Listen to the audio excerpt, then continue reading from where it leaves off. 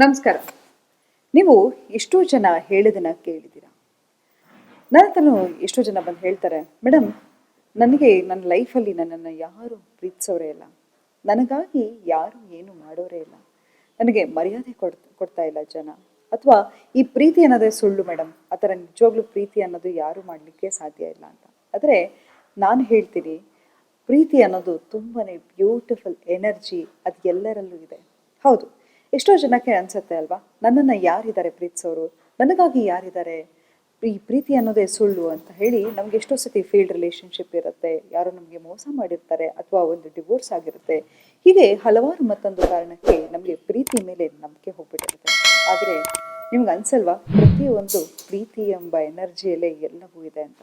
ಪ್ರೀತಿ ನನ್ನಲ್ಲಿದೆ, ಪ್ರೀತಿ ನಿಮ್ಮಲ್ಲಿದೆ, ಪ್ರತಿಯೊಂದು ವಸ್ತು ನೇಚರಲ್ಲೂ ಕೂಡ ಪ್ರೀತಿ ಇದೆ ಅಲ್ವಾ. ದ ಲಾ ಆಫ್ ಯೂನಿವರ್ಸೇ ಲವ್ ಅನ್ನೋ ವೈಬ್ರೇಷನಲ್ಲಿ ಆಪ್ರೇಟ್ ಆಗುತ್ತೆ.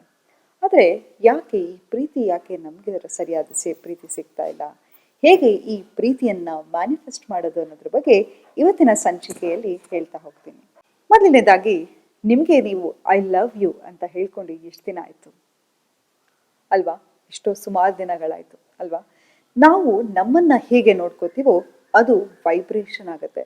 ಪ್ರತಿಯೊಂದಕ್ಕೂ ಅದರದ್ದೇ ಆದ ಎನರ್ಜಿ ಇರುತ್ತೆ. ನಿಮಗೆ ನೀವು ಏನನ್ನ ಅನ್ಕೋತೀರ, ಎಕ್ಸಾಂಪಲ್ಲು, ನೀವು ಒಂದು ಸ್ವಲ್ಪ ದಿನ ಅನ್ಕೋತಾ ಹೋಗಿ, ನಾನೊಬ್ಬ ಮುಟ್ಟಾಳ, ನನಗೇನು ಮಾಡೋಕ್ಕಾಗಲ್ಲ ಅಂತ, ಆ ಇನ್ನರ್ ವಾಯ್ಸಿಂದ ಎದುರುಗಡೆ ಇರೋರ್ಗೂ ನೀವು ಫೂಲ್ ಥರ ಕಾಣಿಸ್ತಾ ಹೋಗ್ತೀರಾ. ಅದ್ರ ಬದಲಾಗಿ I am very lovable, I have magnetic energy, I am irresistible ಅಂತ ಈ ಅಫರ್ಮೇಷನ್ಸನ್ನು ದಿನ ಕನ್ನಡಿ ಮುಂದೆ ಹೇಳ್ಕೊತಾ ಹೋಗಿ, ನಿಮ್ಮನ್ನು ನೋಡಿದ ಕೂಡಲೇ ಎಲ್ಲರಿಗೂ ಪ್ರೀತಿ ಮಾಡಬೇಕು ಅನಿಸುತ್ತೆ. ನಿಮ್ಮಲ್ಲಿ ಒಂದು ಆ ಮ್ಯಾಗ್ನೆಟಿಕ್ ಆರಾ ಬರುತ್ತೆ, ಅಥವಾ ಎನರ್ಜಿ ಬರುತ್ತೆ. ಬೇಕಾದರೆ ನೀವೇ ಒಂದು ಸಿಂಪಲ್ ಅಫರ್ಮೇಷನನ್ನು ಕೊಡ್ತೀರಿ, ಅದನ್ನು ಹೇಳ್ಕೊಂಡು ನೋಡಿ.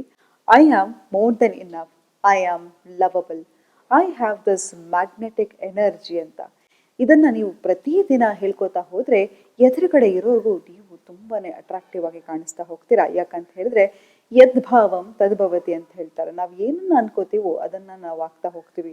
ಎಷ್ಟೋ ಸತಿ ನೋಡಿ, ಈ ಆಚೆ ಇರೋ ಫ್ಯಾಕ್ಟರ್ ಅಲ್ಲ, ನಮ್ಮಲ್ಲಿರ್ತಕ್ಕಂತಹ ಒಳ ವಾಯ್ಸ್ ಏನಿದೆಯೋ ಅದರಿಂದನೇ ನಾವು ಎಷ್ಟೋ ಸತಿ ಕುಗ್ತಾ ಹೋಗ್ತೀವಿ. ಯಾವಾಗ ನಮಗೆ ನಮ್ಮ ಮೇಲೆ ನಂಬಿಕೆ ಇಲ್ಲ ಅಂತ ಹೇಳಿದರೆ ಬೇರೆಯವ್ರು ಯಾರು ನಮ್ಮ ಮೇಲೆ ನಂಬಿಕೆ ಇಡಲಿಕ್ಕೆ ಸಾಧ್ಯ? ಹಾಗಾಗಿ ನಿಮಗಾಗಿ ನೀವು ಬದುಕೋದನ್ನು ಕಲೀರಿ. ನೋಡಿ, ಯಾರೋ ಹೇಳ್ತಾರೆ, ಈಗ ಒಂದು ಡಿಸ್ಫಂಕ್ಷನಲ್ ರಿಲೇಷನ್ಶಿಪ್ಪಲ್ಲಿ ಇರ್ತಾರೆ, ಅಥವಾ ಯಾವುದೋ ಒಂದು ತುಂಬಾ ಕಷ್ಟ ಆಗ್ತಾ ಇರುತ್ತೆ ಆ ಸಂಬಂಧದಲ್ಲಿ, ಸಮಾಜಕ್ಕೋಸ್ಕರ ಇರ್ತೀರಾ, ಕೊನೆಗೆ ನಿಮ್ಮ ಮಾನಸಿಕವಾಗಿ ಎಷ್ಟೋ ಕುಗ್ಬಿಟ್ಟಿರ್ತೀರಾ. ಆದರೆ ಒಂದು ನಿಜ ಹೇಳಿ, ಯಾವ ಸಮಾಜ ಬಂದಾಗುತ್ತೆ, ನಮಗೆ ಹೊಟ್ಟೆ ಹಸ್ತಿದೆ ಅಂತ ಹೇಳಿದ್ರೆ ಯಾರಾದರೂ ಬಂದು ಮಾತಾಡೋರು ನಮಗೆ ಅನ್ನ ಹಾಕ್ತಾರ? ಅಥವಾ ನಿಮ್ಮ ಮಕ್ಕಳಿಗೆ ಕಷ್ಟ ಇದೆ ಅಂತ ಹೇಳಿದ್ರೆ ಒಂದು ವಾರ ನೋಡ್ಕೊಳ್ಳಿ ಅಂತ ಹೇಳಿದ್ರೆ ನೋಡ್ಕೋತಾರ? ನಿಮ್ಮ ತಂದೆ ತಾಯಿಯನ್ನು ನೋಡ್ಕೋತಾರ? ಯಾರೂ ನೋಡ್ಕೊಳ್ಳಲ್ಲ. ಹಾಗಾಗಿ ಈ ಸಮಾಜಕ್ಕೆ, ಅವ್ರಿಗೆ ಇವ್ರಿಗೆ ಹೆದರೋದು ಬಿಟ್ಟು ನಿಮ್ಮ ಧ್ವನಿಯನ್ನು ನೀವೆತ್ತಿ ನಿಮಗಾಗಿ ನೀವು ಬದುಕೋದನ್ನು ಕಲೀರಿ. ನಂತರ ಎಲ್ಲವೂ ಸಮಾಜ ಗೌರವಿಸ್ತಾ ಹೋಗುತ್ತೆ. ಯಾವಾಗ ನೀವು ಆ ಸ್ಥಾನದಲ್ಲಿ ಇರ್ತಿರೋ, ಸಮಾಜ ನೀವೇನು ಮಾಡಿದ್ರು ಅಕ್ಸೆಪ್ಟ್ ಮಾಡ್ತಾ ಹೋಗುತ್ತೆ. ಹಾಗಾಗಿ ಒಂದು ಸ್ಟ್ರಾಂಗ್ ಪರ್ಸನ್ ಆಗಿ ನೀವು ನಿಂತ್ಕೋಬೇಕು ಅಂತ ಹೇಳಿದ್ರೆ ನಿಮ್ಮ ಬಗ್ಗೆ ನಿಮಗೆ ಹೆಮ್ಮೆ ಇರಬೇಕು, ನಿಮ್ಮ ಬಗ್ಗೆ ನಿಮಗೆ ಹೆಚ್ಚಾದ ಆತ್ಮವಿಶ್ವಾಸ, ಆತ್ಮಸ್ಥೈರ್ಯ ಇರಬೇಕು. ನಿಮ್ಮ ಬಗ್ಗೆ ನೀವು ಸದಾ ಒಳ್ಳೆಯದನ್ನು ಹೇಳ್ಕೊತಾ ಇರಬೇಕು, ಒಳ್ಳೆಯದನ್ನು ಮಾಡ್ತಾ ಇರಬೇಕು. ನೋಡಿ, ಪ್ರತಿ ಒಂದು ಗಂಟೆಗೆ ನಿಮಗೆ ನೀವು ಕೇಳ್ಕೊಳ್ಳಿ, ನಾನು ಚೆನ್ನಾಗಿದ್ದೀನಾ, ನಾನು ನೆಮ್ಮದಿಯಾಗಿದ್ದೀನಾ, ನನಗೇನಾದರೂ ಒಂಥರ ಯಾವುದಾದ್ರೂ ಬಾಧೆ ಇದೆಯಾ, ಇದೆಲ್ಲವನ್ನು ನಿಮಗೆ ನೀವು ಪ್ರೊಸೆಸ್ ಮಾಡ್ಕೋತಾ ಹೋಗಬೇಕು. ನನಗೆ ಬೇಜಾರಾದಾಗ ನಾನು ಹೇಗೆ ರಿಯಾಕ್ಟ್ ಮಾಡಬೇಕು, ಖುಷಿ ಆದಾಗ ಹೇಗಿರಬೇಕು, ಎಲ್ಲವನ್ನು ನಿಮಗೆ ನೀವು ಹೇಳ್ಕೊಡ್ತಾ ಹೋಗಬೇಕು. ಯಾಕಂತ ಹೇಳಿದ್ರೆ ಯಾವಾಗ ನಿಮ್ಮ ಎಮೋಷನ್ಸನ್ನು ನೀವು ಪ್ರೊಸೆಸ್ ಮಾಡದೆ ಹೋಗ್ತಿರೋ ಆಗ ನೀವು ಡಿಪ್ರೆಷನಿಗೆ ಒಳಗಾಗ್ತಾ ಹೋಗ್ತೀರಾ, ಆಂಗ್ಸೈಟಿಗೆ ಒಳಗಾಗ್ತಾ ಹೋಗ್ತೀರಾ. ಹಾಗಾಗಿ ಪ್ರತಿಯೊಂದು ನನಗೆ ಯಾತಕ್ಕೆ ಹೀಗಾಗ್ತಿದೆ, ಏನಕ್ಕೆ ಆಗ್ತಿದೆ ಅನ್ನೋ ಕನೆಕ್ಷನ್ ನಿಮ್ಮ ಜೊತೆ ನಿಮಗಿರಬೇಕು.